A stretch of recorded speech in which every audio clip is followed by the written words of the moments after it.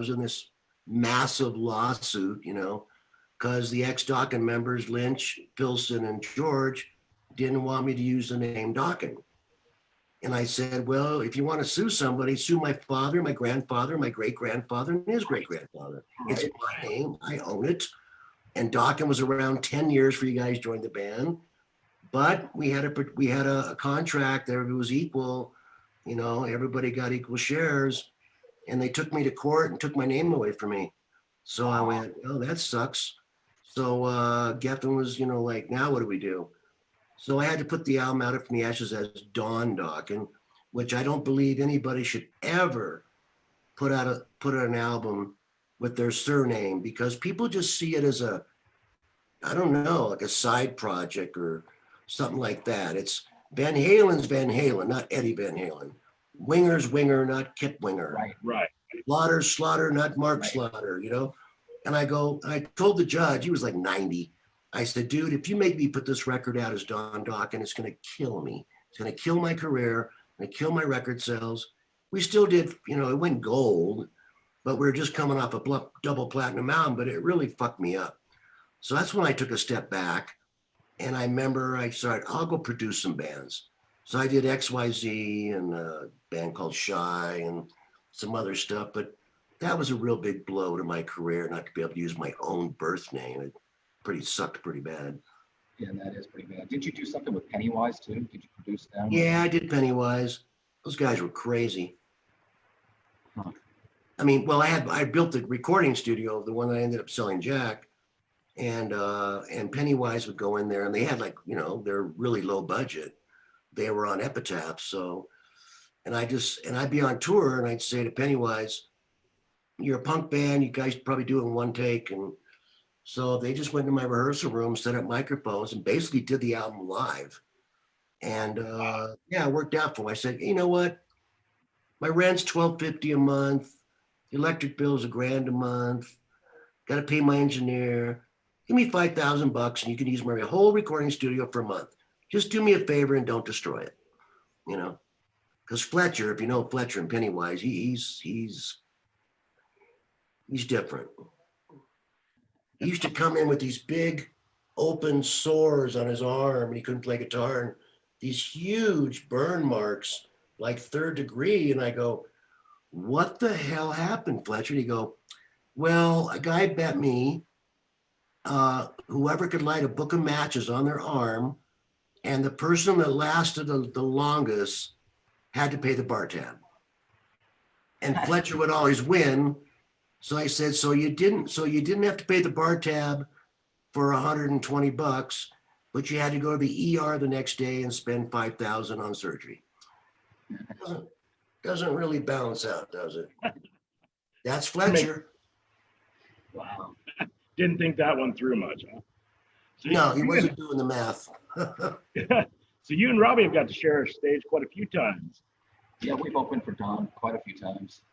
For years, yeah. Yeah. I mean, Jack always calls me Pops and I call him Son, and because, same thing. When Jack was starting his band back in the day, they actually weren't called Great White yet. They were called Dante Fox. Right. I heard him drag the drummer. I can't remember his name now, but the drummer in the band at the time, Gary Holland. Gary Holland, yeah. He had done my second German tour. I toured Germany in 79, I toured Germany in 80, and he came back, and then I went off my way, he went on his way, and he says, hey, I got this new band, I got this great singer, he sounds like Robert Plant, will you come out and check us out? And I remember going out to Orange County, and it's the typical garage with 4 layers of carpet out of a trash bin that smells like cat pee, and I've been there, done that. And so I checked him out, and I liked him, and I took him in the studio again with Michael Wagner before he got to be like a mega famous producer. And Michael and I took him in the studio and produced their first album, Out of the Night. And I took that album to Enigma Records, got him a record deal. Again, I seem to get a lot of people record deals, never make any money.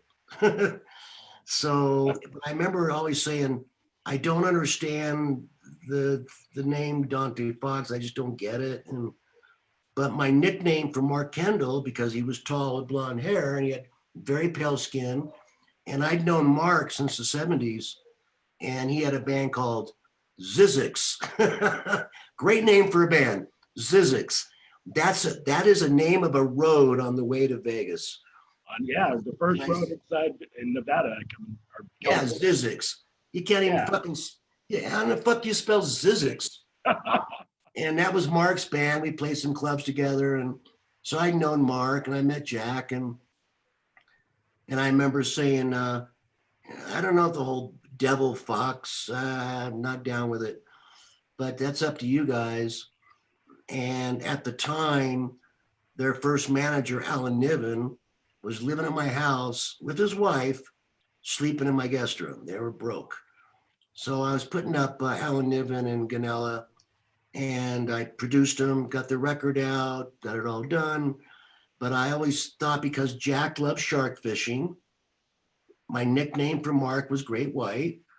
And I said, I think Great White would be a great name, and Alan Niven agreed. And right before the album came out, they changed it to Great White. Little nostalgia there. Wow. That's incredible. So not only did you get XYZ, but really Great White owes you their name. Yeah. It was just a suggestion. I just didn't like the name Dante Fox. I just didn't get it. It doesn't make sense. I agree with that. No.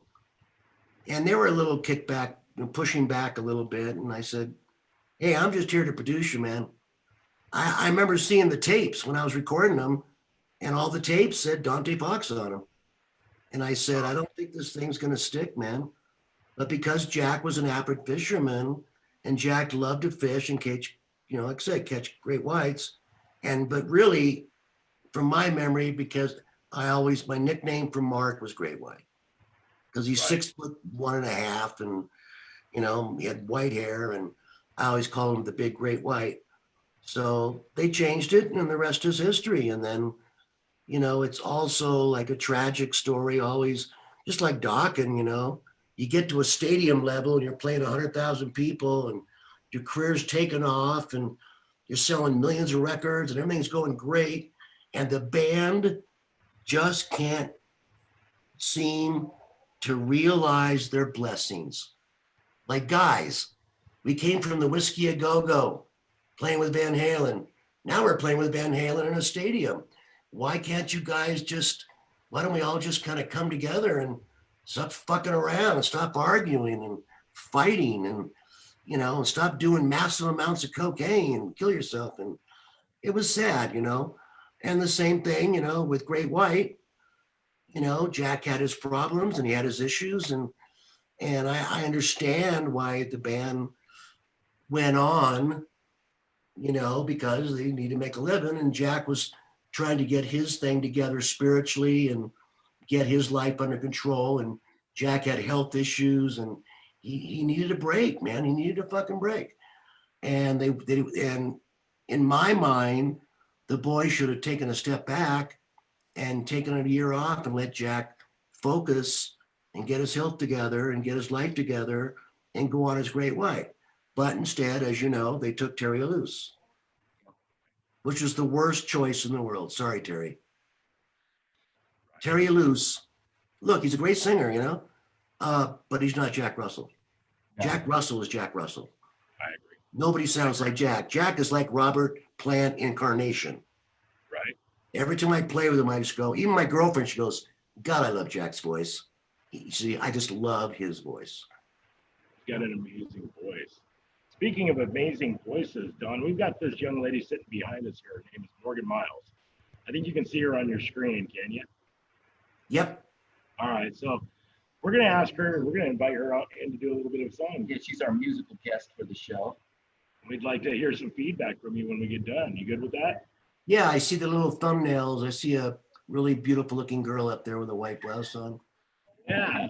So we're going to tune into her for just a moment. She's got a song called Sanctuary from the new album Therapy.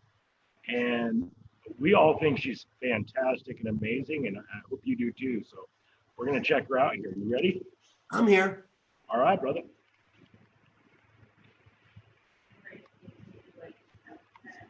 I think we're ready for you to take it away.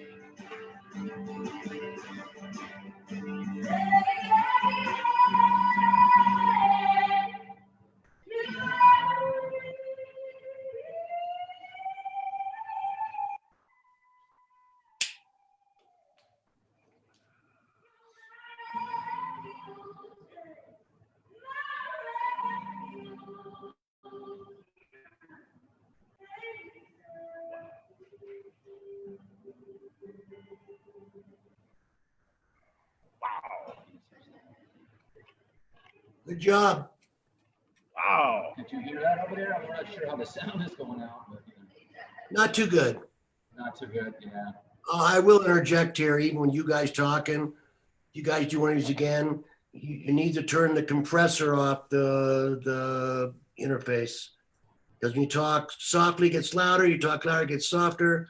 When she's singing, it goes loud and soft and loud and soft.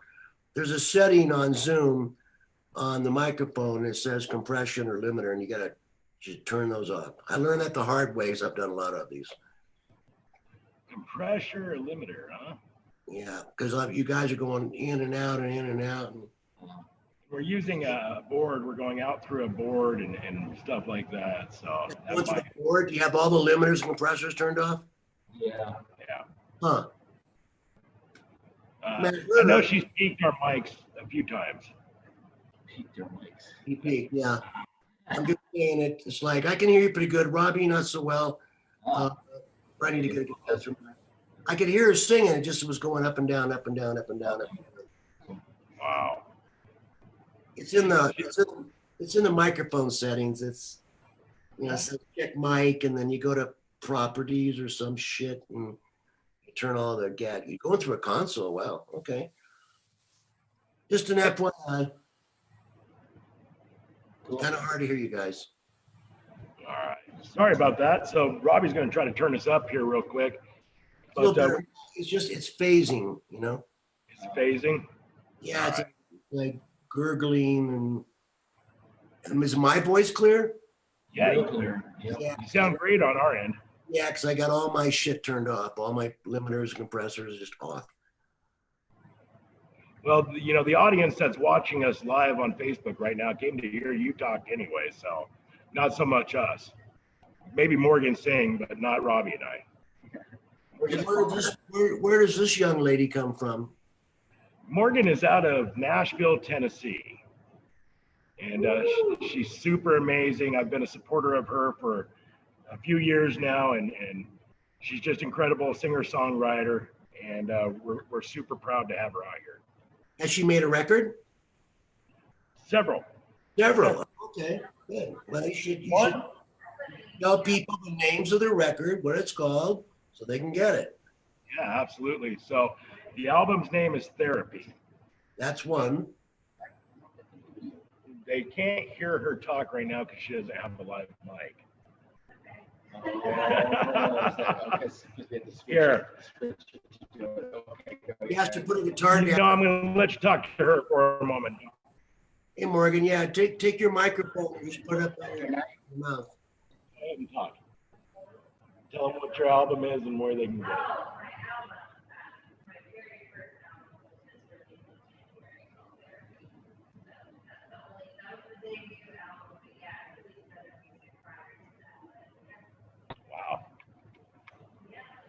Wow. She's amazing. We're going to put her at Texas, so. Good. Yeah, I can barely hear her. It's just inaudible. Yeah, she sang at the AFC Championship game, sang the national anthem at a bunch of different events. So she's been doing it. She's out there working it. Good. You know how it is more than anybody. Grinding away. Yep. I wrote down the national anthem one time, and I swear to God, it was one of the most stressful things I've ever done. I will never do that again. Even my guys were having anxiety for me. I was literally trying to read the lyric. Oh, say, can you see? And I'm like, oh boy. And I'm thinking I'm going to blow the lines and screw it up. And I'm reading them in the limo on the way to the stadium. And my boys were in the car with me going, don't do it. You're going to screw it up. I was reading the lyrics and I did the national anthem. I pulled it off, did a good job, but I have to say I was really stressful thing to do the national anthem in front of a stadium.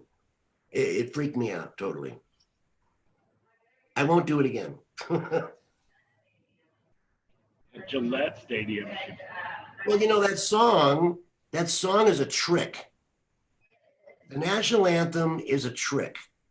You can start low and sing it, but then that last four verses, oh, say da da da dee dee, so to lie for the land of the. And then I'm like, oh my God, my balls were tingling. It's too high. Get over your heart, man. They're singing the anthem. What am I doing? Don't disrespect the anthem, brother. Oh yeah. And she's a girl. Sing it, Don. You got the voice, brother. I'm sure she could. She pulled it off great. I'm sure. Absolutely. She's an amazing woman.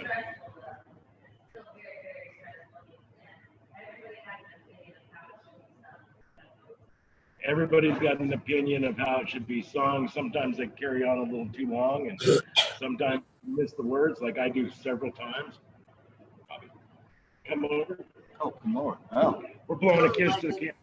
I don't like it when they have those chicks that are like R&B or like hip hop girls, and they go, "Oh, say, can you see?" They go, "Oh, say, can you see?" I'm like, what? I call them tickle chops. Sounds like somebody's tickling you know. And I'm like, man, they just destroy it. Okay, that's great that Mariah Carey could do all that shit, but it can be overdone. I remember the Mariah Carey albums, her last couple. She can't. It's just the melody is all over the map, and we like, okay, we know you have chops. We know you can do all these great minor scales, but every single line, it's annoying. It's just freaking annoying. You sing the Star Spangled, sing it like the guy wrote it, you know? And, you know, I'm sure you've seen a million football and baseball, and when these girls go, I'm like, oh, shut up. They do carry on quite a bit, don't they? Yeah, it's a little, I mean, you know, throw some chops in, but, you know, maintain the integrity of the damn song the way it was written, you know, and it makes me crazy. I can't stand it. It's overdone. Everybody's doing all this overblown chops, and, you know, me, I'm a melodic singer. I just sing the melody. That's the melody. You know, I can do chops all freaking day long, but why? Right? Nobody can sing along to that, right? You know, it's just like, No, you can't sing along to it. You think the whole audience is going, yeah. I'm like, are you kidding me? So Don, our producer, has 3 questions from the audience for you. So we're going to bring her in real quick and let her ask some questions for the audience, if you don't mind. Are those motorcycle fenders in the background? They are, brother. We're in the Rock and Roll Custom Garage here, and I tell you what, man, this place is phenomenal. I have a very, very rare Harley, which you would know what it is. It's like the holy grail of Harleys now. It's a 1990 FXR. They only made it 2 years and they discontinued it. It's right. Everybody wants an FXR now. If you can put a stroker 105 engine in it, and the way that crazy frame was designed, it can handle it. You know? So I have an FXR. And there's actually a 1990 FXR sitting off. It's an FXR sitting off to our right here. We'll do a a swing around here and just those are so it's absolutely incredible. Those are so rare with that crazy, they call it the wishbone frame, and that's a rare bike. Yeah, Randy over here at Rock and Roll Garage is just phenomenal. The work they do here is insane, and then we'll pan around with the camera here in just a few minutes. Dub, you got some questions for Don Dokken, man. Come on, you got to bring it. What do they got for him? We can't hear her. Dub, we can't hear you. Turn your mic. Okay, it was a technical thing. It's fine. I have 3 questions for you, Don. The first one is about one of my favorite things, the Dream Warrior video, and what you remember the most about making it.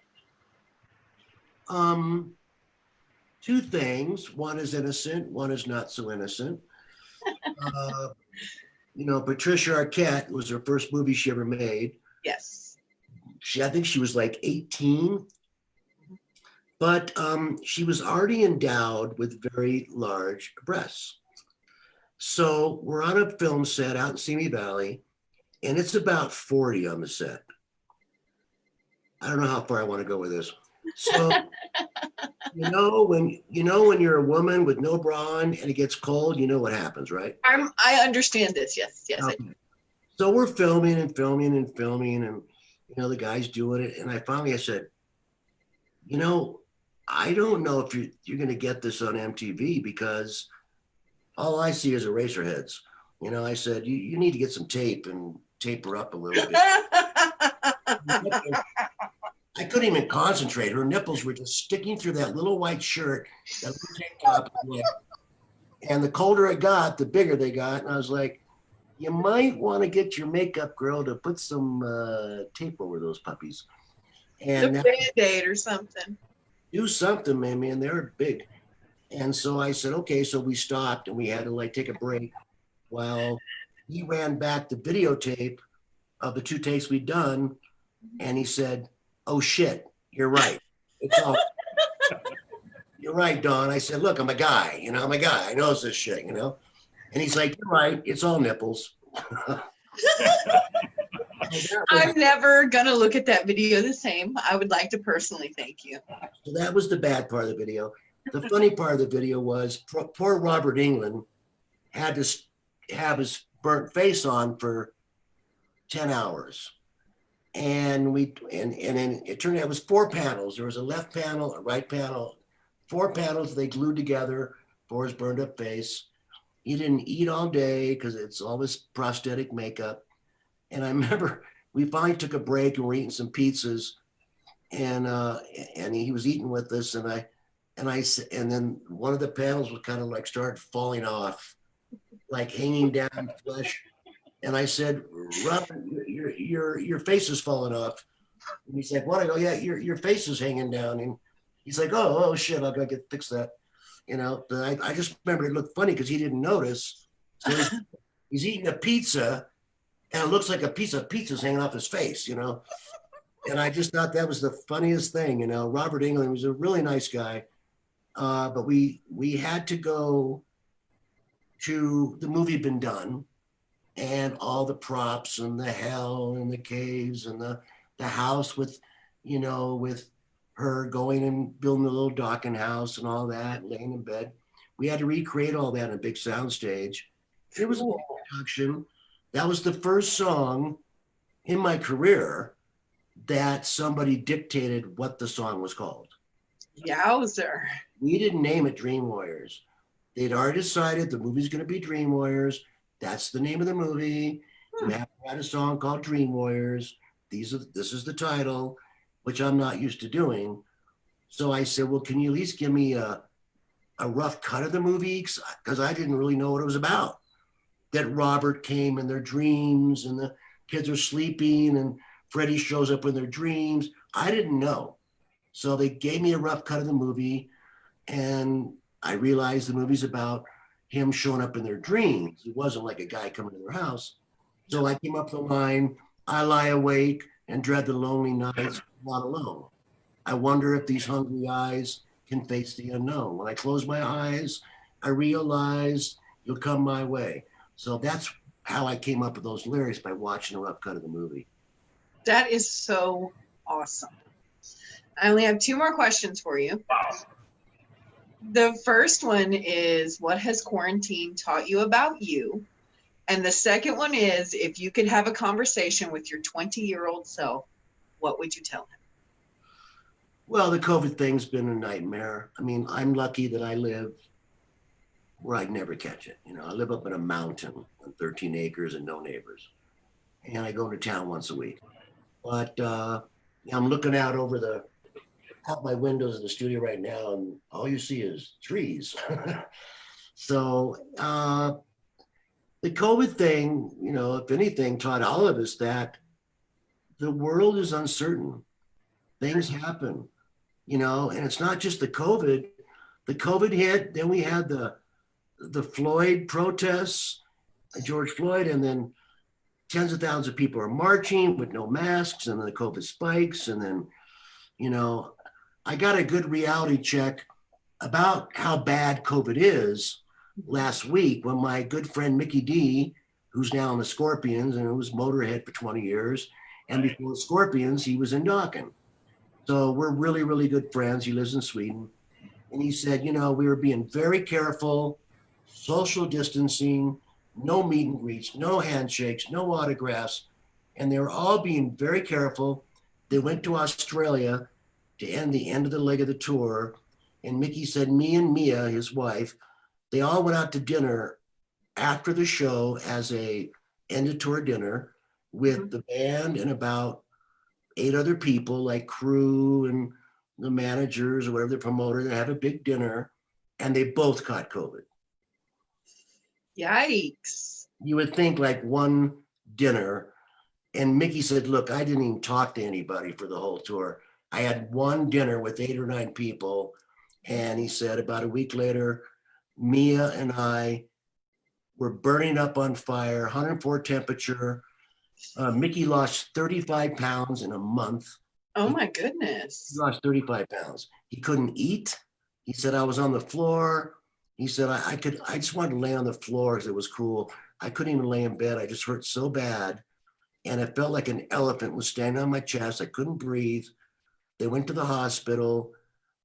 They didn't let him in because it was too crowded. They gave him oxygen tanks to go home. And he says, I'm telling you, Don, you don't want to get this. It's really, really bad. So I got a good reality check to actually talk to somebody that's had Corona.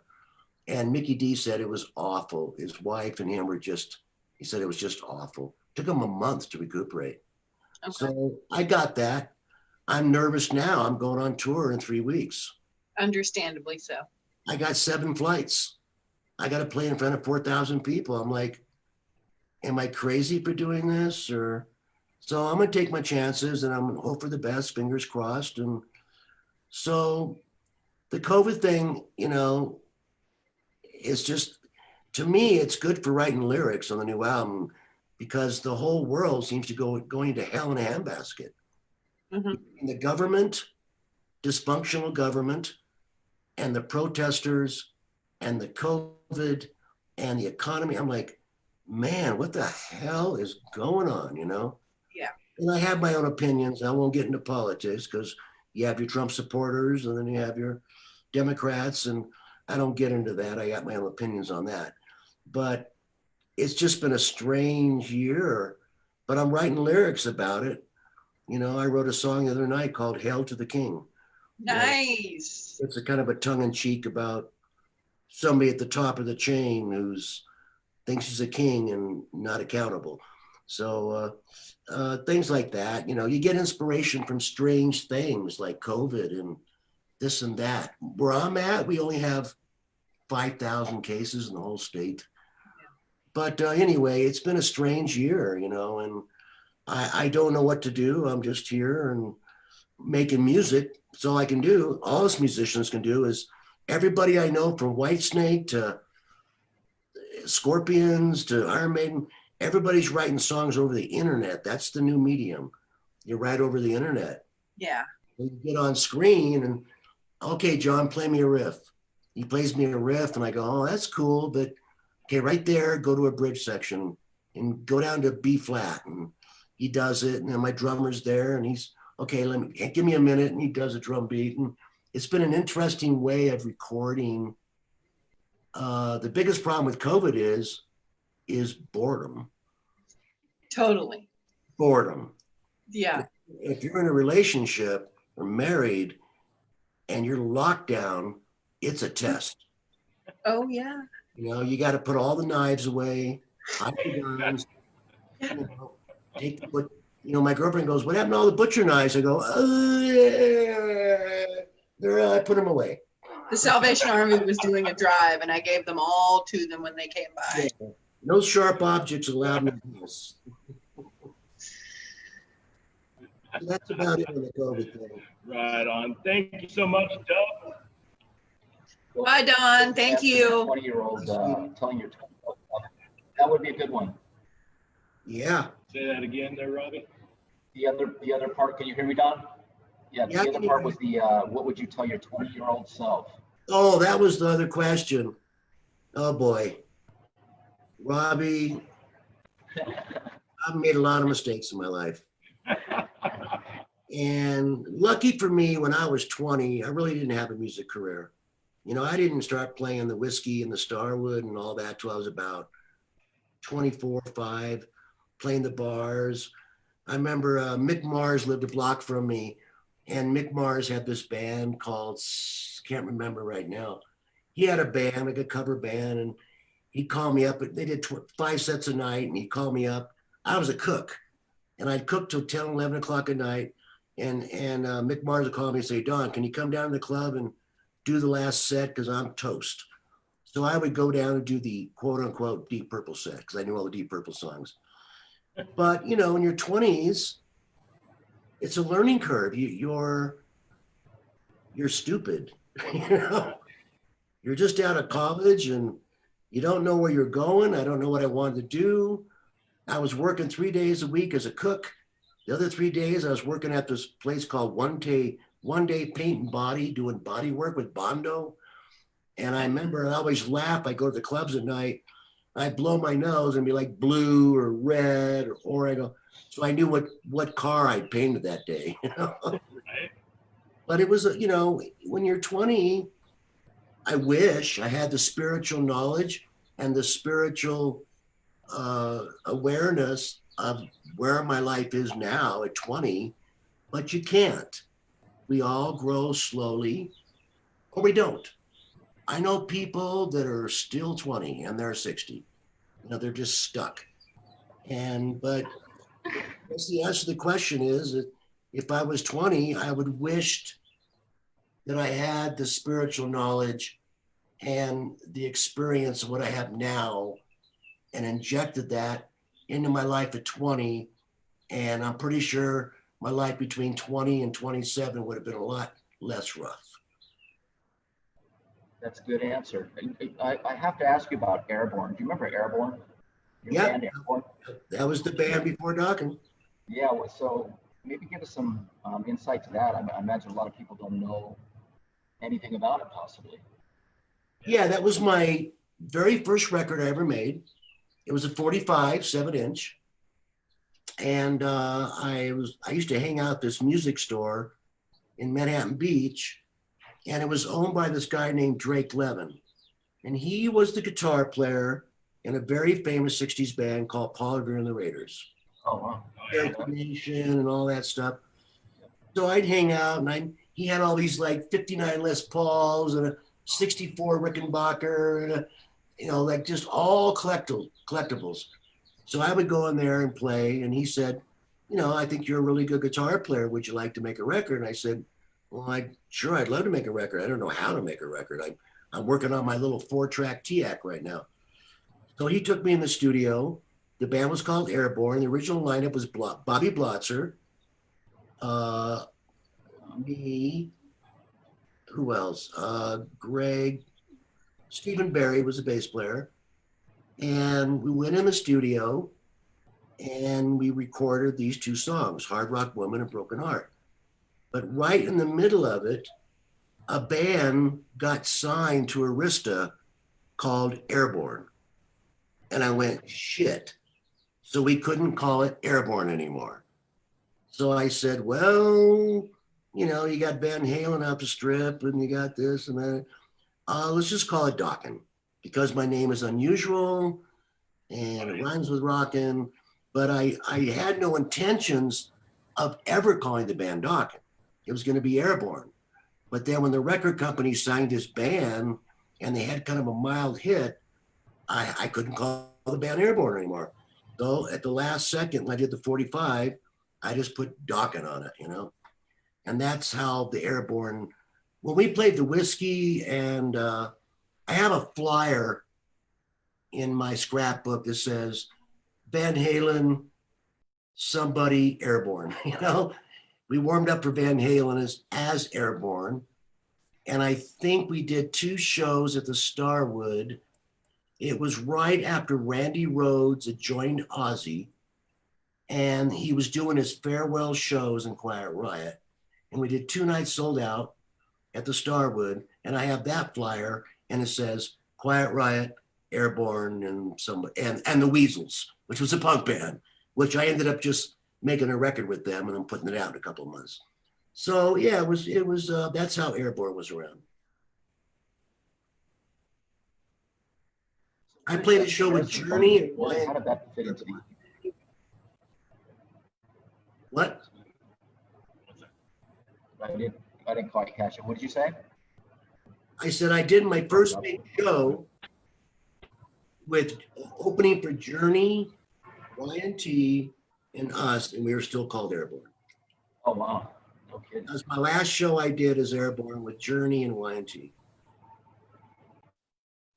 Called yesterday and today at that time, or was it actually? Yeah, they were yesterday and today. Yeah.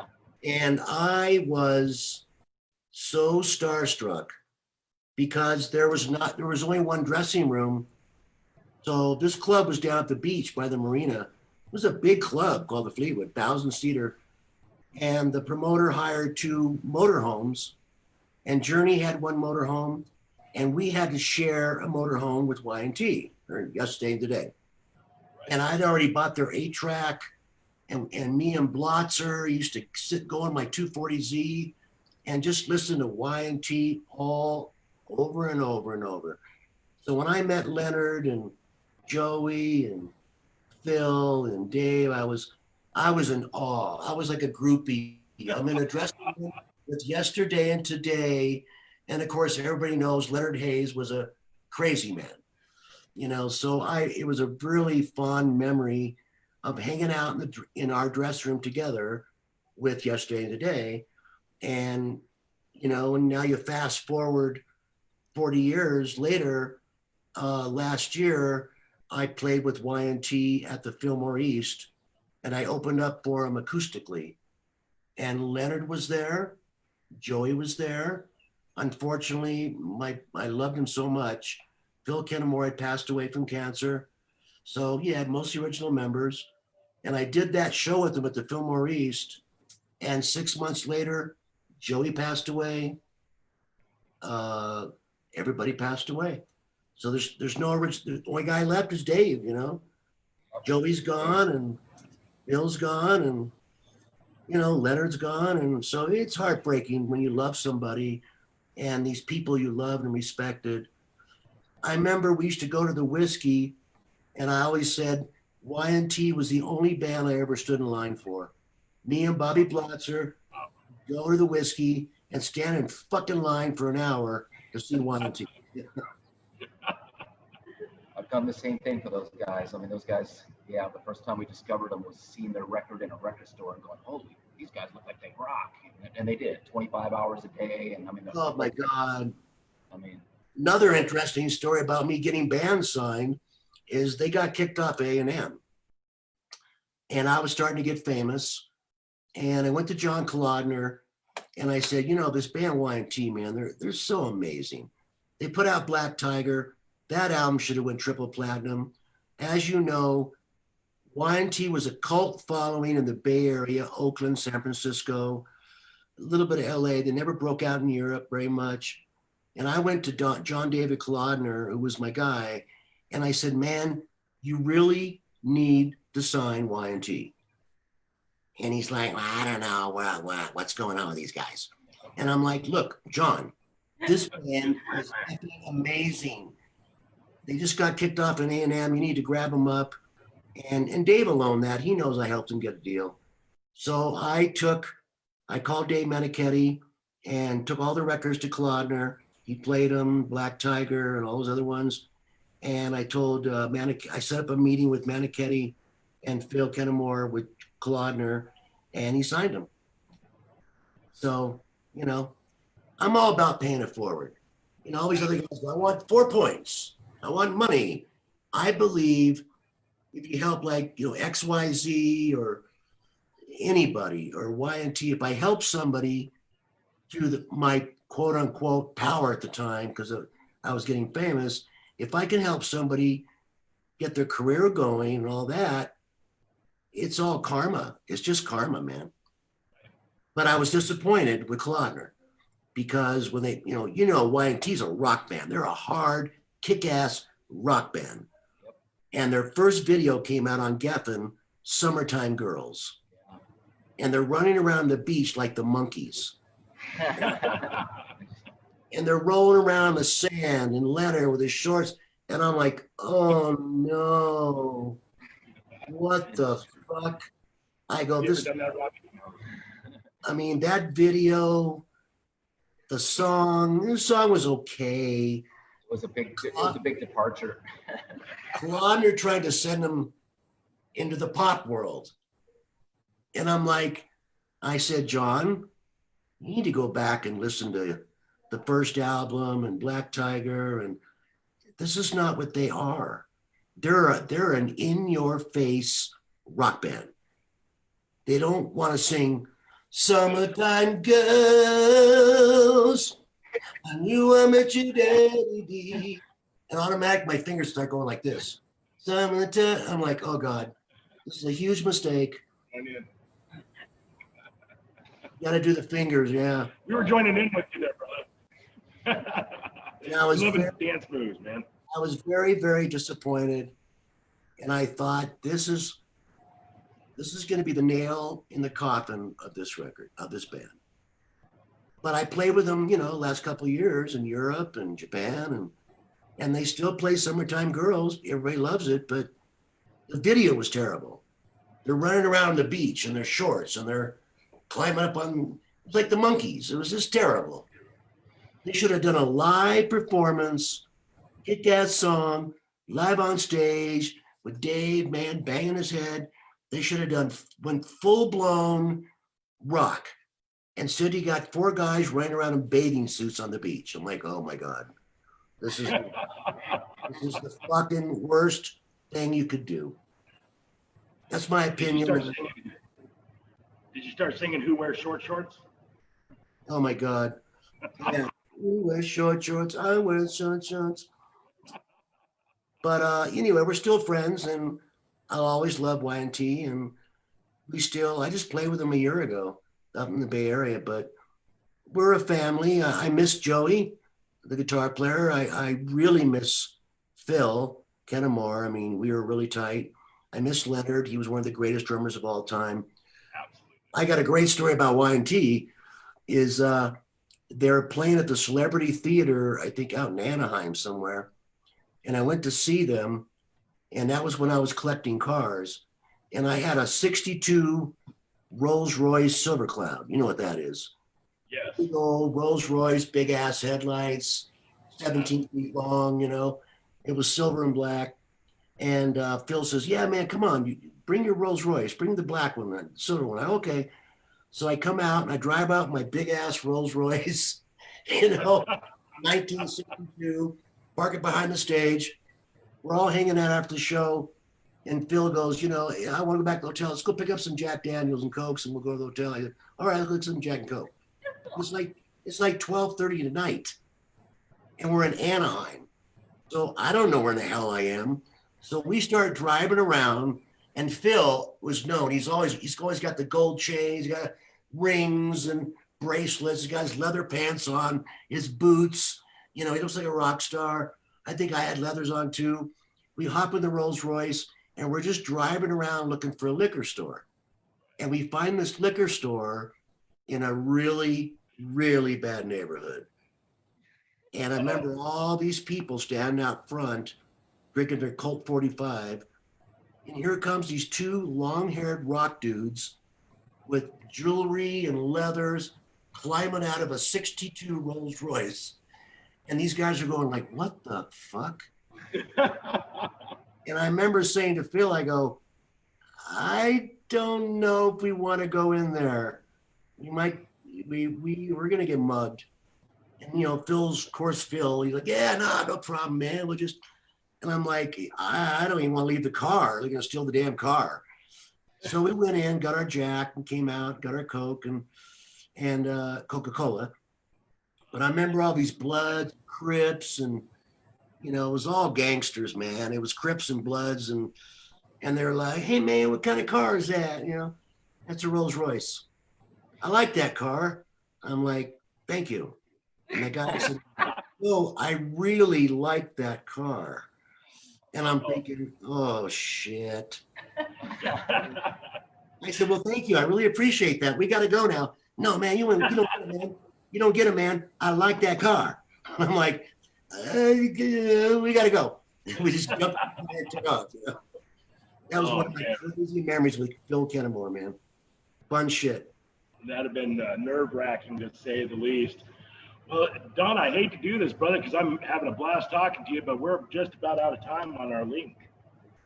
No worries. And I Pretty girl, good luck with your career, Morgan. Oh, thank you so much. I enjoyed talking to you. I wish you the best, Thank you. I'll need it. positive.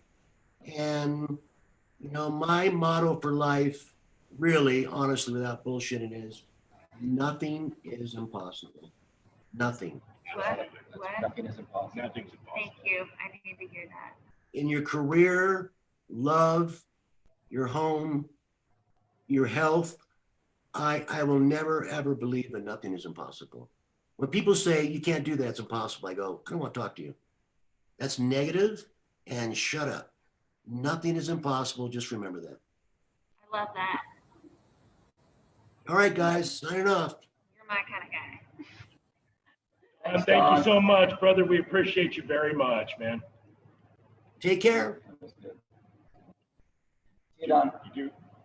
So, So, Don that Dokken. was cool, but I have to say, hey, where are we?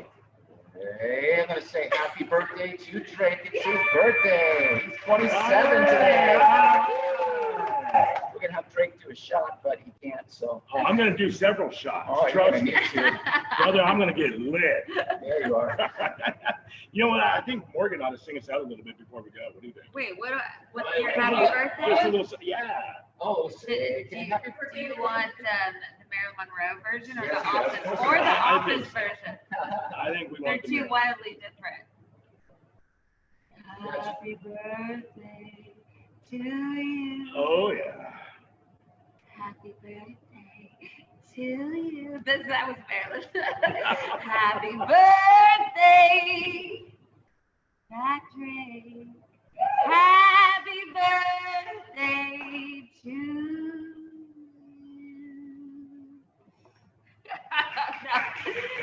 No, the Office version, he goes real high, you know. Michael Scott, come on, you know, you gotta watch The Office. We gotta watch The Office. Guys, thanks so much for tuning in tonight. It's 103.5 Jack FM. It's the Hangout Live. It's Robbie Lochner It is. from Jack Russell's Great White Legendary Rock Guitars. We're gonna keep doing this every week. We got Morgan Miles. We're gonna have to fly her out every week. Every week. Okay. Wait a minute, I paid. Oh, what was I thinking? All But right, today's Saturday. We'll be back on the Monday schedule for the time being. that's Hold it. the mic so they can I don't want to talk into the microphone. It makes me nervous. So it'll It be, makes them bashful. yeah, well, it makes me jealous. But anyway, so we'll be back Monday night at 8 o'clock Pacific, or no, 8 o'clock Central. Central. I'm all turned around out here now in California. I almost said LA, but I got schooled on that the other day, so I don't want to do that again. Thank you so much for sticking with us. We love each and every one of you. Have a safe week. And we'll see you next time.